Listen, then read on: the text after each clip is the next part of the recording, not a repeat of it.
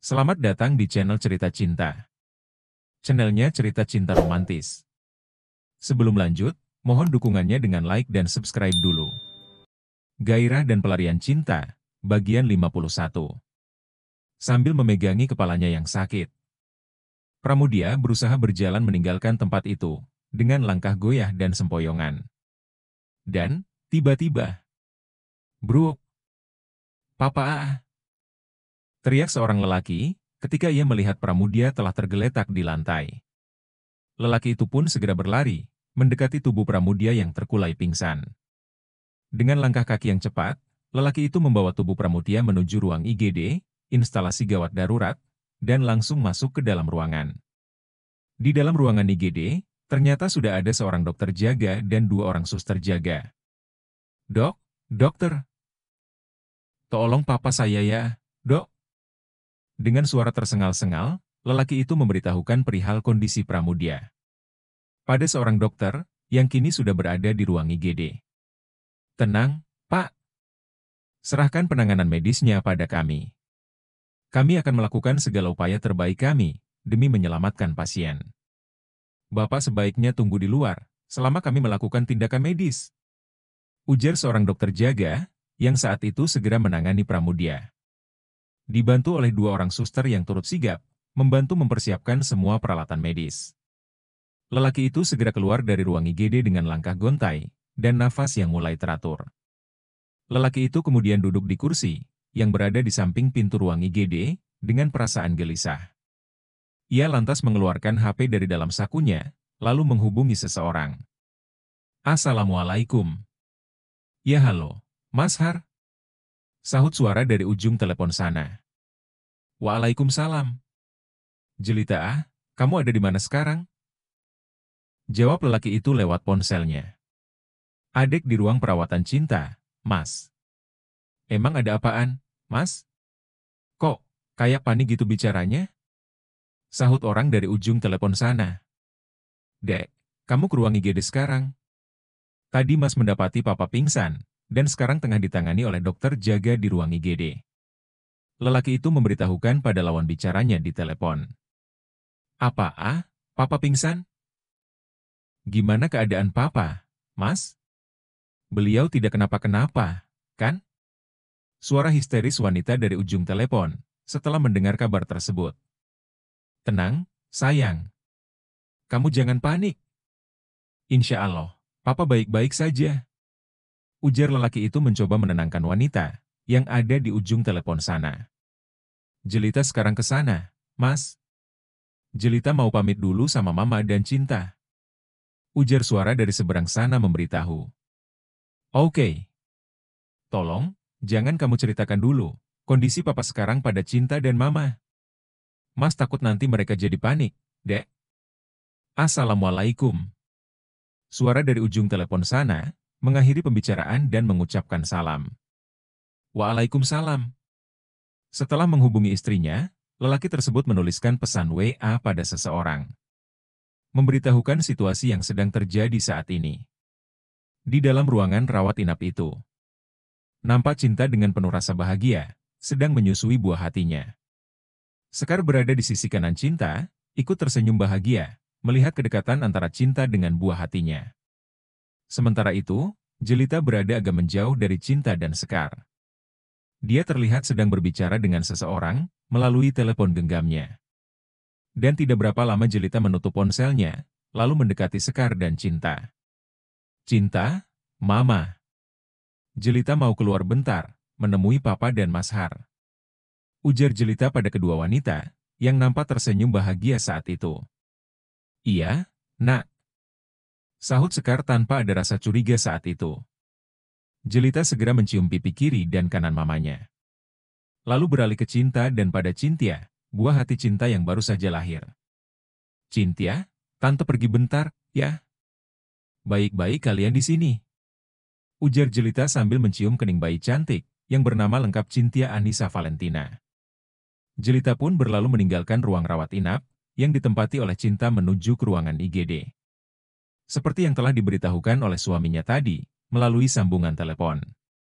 Setelah Cinta selesai memberikan ASI pada buah hatinya, Sekar lalu mendekat dan duduk di samping Cinta. Dengan penuh rasa bahagia, Cinta menyerahkan Cynthia pada Sekar, dan disambut dengan gembira oleh Sekar.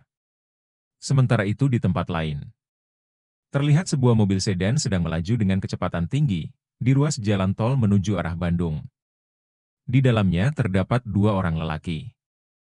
Seorang supir pribadi dan seorang lelaki berperawakan kurus, memakai setelan jas berwarna hitam, duduk di jok mobil belakang. Sambil merenung, lelaki yang duduk di jok mobil belakang itu pun mengeluarkan smartphone-nya. Lalu menghubungi seseorang. "Ya, halo, Om," sahut suara dari ujung telepon sana, setelah sambungan telepon itu tersambung.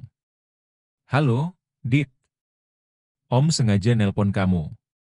Om sekarang sedang dalam perjalanan ke Bandung untuk menemui Mas Pram. Namun sebelum Om ketemu sama papa mertuamu, Om ingin mengatakan sesuatu yang penting mengenai perusahaan Mas Pram." Ternyata lelaki itu sedang menghubungi Aditya Febriansyah, menantu dari Pramudia. "Memangnya ada masalah apa ya, Om? Apa yang telah terjadi sama perusahaan Papa?" tanya Adit dari ujung telepon sana. "Panjang ceritanya, Dit.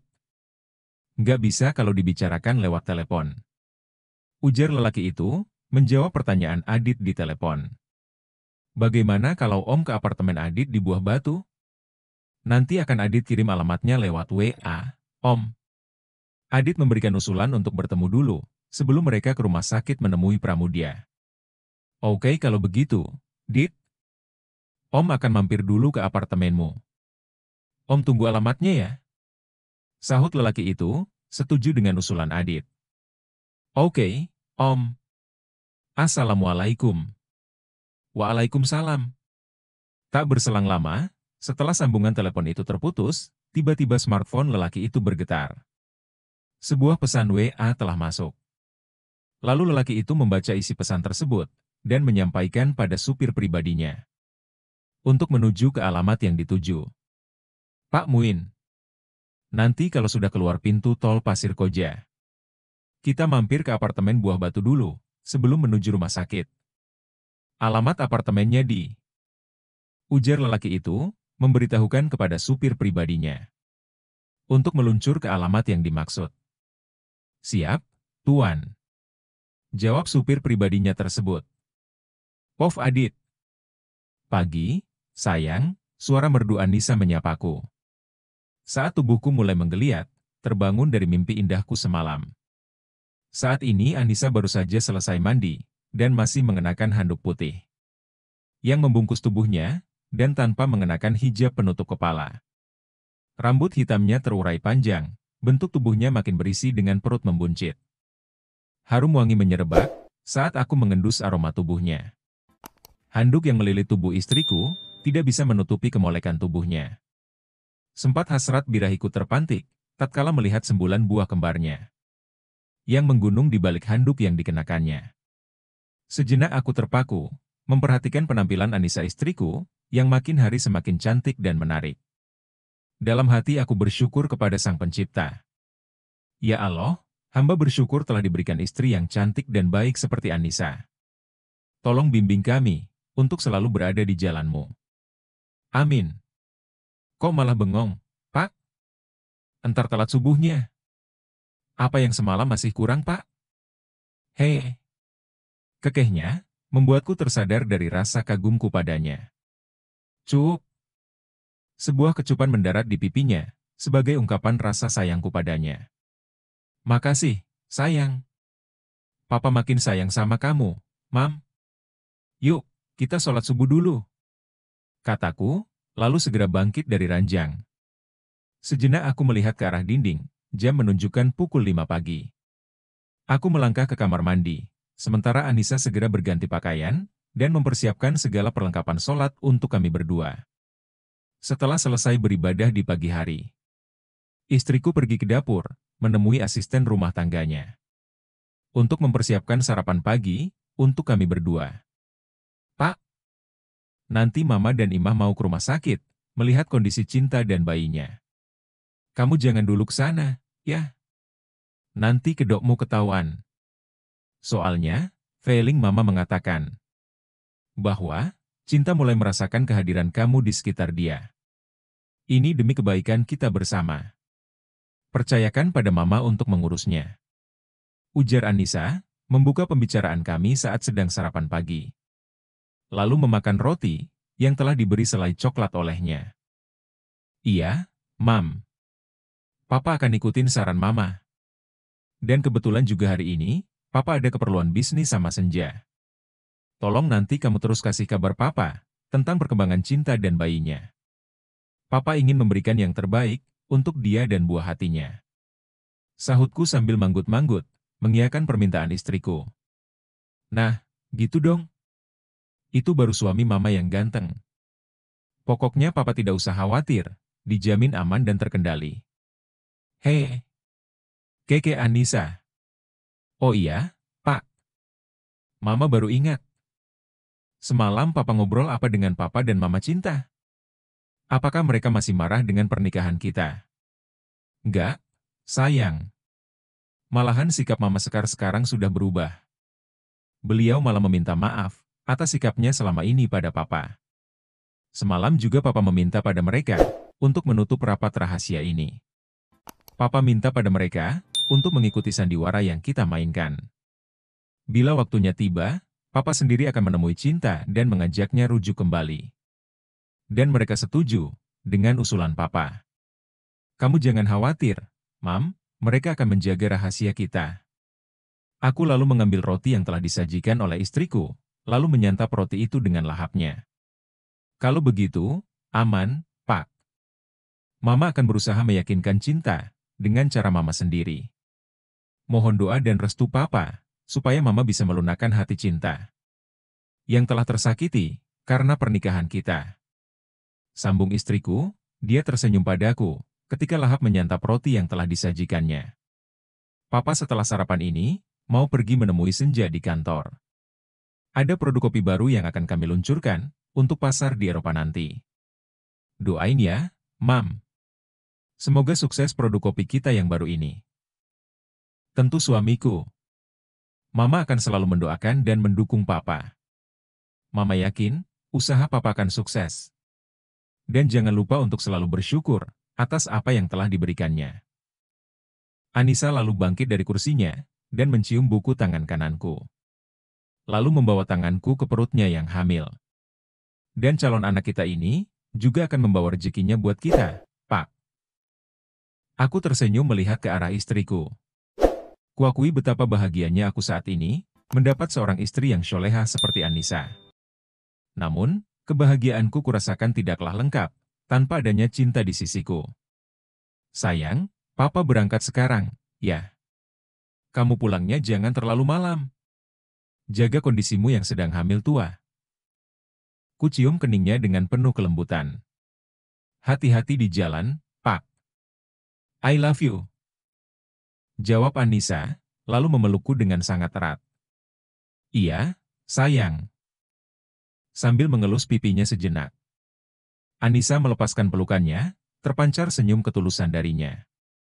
Aku lalu melangkah keluar rumah, pergi untuk menemui Senja. Pov Cinta. Cucu Oma yang cantik. Maafin Oma ya. Oma janji, mulai sekarang Oma nggak akan marah-marah lagi seperti dulu. Aku terharu ketika mendengar Mama berbicara dengan Cynthia. Aku merasa selama ini Mama yang jahat, egois, otoriter dan kejam. Mama mengekang kebebasanku, mengatur hidupku, bahkan mencampuri kehidupanku. Tetapi, ternyata aku salah. Mama melakukan semua itu sebagai bentuk kasih sayang dan perhatiannya kepadaku. Beliau sebagai orang tua tentunya khawatir dan takut. Nantinya anaknya terjerumus pada pergaulan bebas atau pergaulan yang salah. Dan ternyata semua itu menjadi kenyataan, hal yang ditakutkan beliau terjadi padaku. Semua yang terjadi padaku, akibat dari kebodohan dan kenaifanku sendiri. Aku menentang apa yang dilarang Mama, mengacuhkannya dan nekat tetap berpacaran dengan Robi. Hingga lelaki itu pun memperdayaiku, dengan segala bentuk rayuan gombalnya, hingga aku hamil. Saat aku meminta pertanggungjawaban darinya, dia mengelak dan menghindar. Dasar lelaki banci. Pengecut. Namun semua itu telah terjadi, nasi telah menjadi bubur. Kini hanya menyisakan penyesalan yang sangat mendalam. Penyesalan karena aku telah mengorbankan masa mudaku, dan juga cita-citaku menjadi seorang akuntan. Kejadian masa lalu tidaklah bisa diulang kembali. Kini aku mesti berani menatap masa depan. Dan berani melangkah jauh untuk menjalani hidup di masa depan. Kehadiran Cynthia adalah semangat baru bagiku. Aku semakin kuat dan tegar untuk menjalani hari-hari esok. Semua kejadian dan kesalahan-kesalahan di masa laluku itu, kujadikan pelajaran berharga dalam hidupku. Supaya apa yang menimpaku, tidak akan terjadi pada anakku kelak di kemudian hari. Aku terlalu bodoh, kabur meninggalkanmu. Tanpa meminta penjelasan terlebih dulu darimu, Mas. Maafin adek. Jujur sampai detik ini, kamulah satu-satunya lelaki yang sangat kucintai. Berkat kamu, aku kembali menemukan semangat hidup, dan berani untuk melanjutkan hidup. Aku sangat merindukanmu, Mas Adit. Gumamku dalam hati. Tetesan air mata meluncur dari sudut mataku, sebagai bentuk rasa penyesalan atas apa yang telah terjadi. Orang yang baik dan bertanggung jawab seperti Mas Adit kusia-siakan. Dia memang salah, telah menikah lagi, namun aku yakin. Mas Adit menikah lagi pasti ada alasan kuat, dengan penuh pertimbangan hati dan pikirannya. Tak ada gading yang tak retak, itulah peribahasa yang pas, untuk menggambarkan kondisi rumah tangga kami. Cobaan yang terberat kualami adalah ketika jauh dari Mas Adit. Namun aku bersyukur, dipertemukan dengan orang-orang baik. Mulai dari Big Iya, Ima sampai Mbak Anissa. Merekalah bidadari-bidadari penolongku, selama pelarianku saat itu. Cinta sayang, ada apa? Kenapa kamu sedih? Teguran Mama, sontak membuatku tersadarkan dari lamunanku. Dan segera menyeka air mataku. Aku berusaha tersenyum di hadapan Mama. Mam, maafin Cinta. Cinta sekarang baru menyadari, apa yang dulu Mama lakukan adalah demi kebahagiaan Cinta. Cinta merasa telah menjadi anak durhaka, dengan menentang keinginan Mama. Dengan suara berat, aku menyampaikan semua penyesalan dan kesalahanku pada Mama, dan meminta maaf padanya. Mama tersenyum, kemudian meletakkan Cynthia di dalam box bayi, di samping ranjangku. Beliau mendekatiku perlahan, lalu membelai rambutku disertai dengan kecupan di keningku. Isak tangisku tiba-tiba pecah. Perlakuan yang sama kurasakan pada saat aku masih bersamanya. Perlakuan seorang ibu, yang begitu tulus menyayangi putrinya. Cinta anakku. Sebesar apapun kesalahanmu, Mama sebagai ibu yang melahirkanmu. Tetaplah menganggapmu anak, dan Mama sudah memaafkanmu. Tidak ada seorang ibu manapun di dunia ini, ingin putra dan putri mereka hidup menderita. Apa yang Mama lakukan dulu, adalah semata-mata hanya untuk melindungi dan menjagamu. Dari orang-orang yang ingin memanfaatkanmu. Namun Mama sadar, didikan dan cara Mama waktu itu, salah. Mama terlalu mengekangmu, dan tidak mempedulikan perasaanmu. Mama minta maaf ya, karena telah bersikap otoriter dan egois, demi kepentingan Mama. Sambil sesegukan, aku hanya bisa mengganggukan kepala. Dan terus mendengarkan perkataan dan nasihat Mama. Tolong jaga dan didiklah Cynthia dengan baik. Jadikan pelajaran buat kita, atas kejadian-kejadian yang lalu. Jangan sampai yang menimpamu, juga dialami Cynthia kelak di kemudian hari. Mama akan ikut membantu mendidiknya, supaya Cynthia kelak menjadi anak yang baik, solehah. Dan bisa menjadi kebanggaan keluarga kita. Mam, terima kasih ya. Cinta sayang sama Mama. Aku lalu mencium buku tangan Mama, semua beban kesalahan masa lalu seakan sirna saat itu. Hanya hening, dan kedamaian yang kurasakan saat bersama Mama. Hubungan yang sempat retak, kini kembali seperti sedia kala.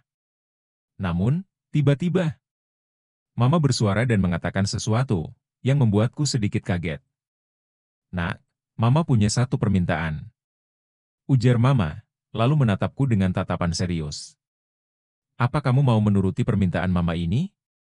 Lama aku terdiam dan berpikir sejenak, atas perkataan Mama barusan. Dalam hatiku timbul berbagai pertanyaan. Kenapa tiba-tiba Mama mengajukan permintaan padaku? Permintaan apa? Jangan-jangan aku akan dinikahkan dengan orang pilihan Mama. Bersambung.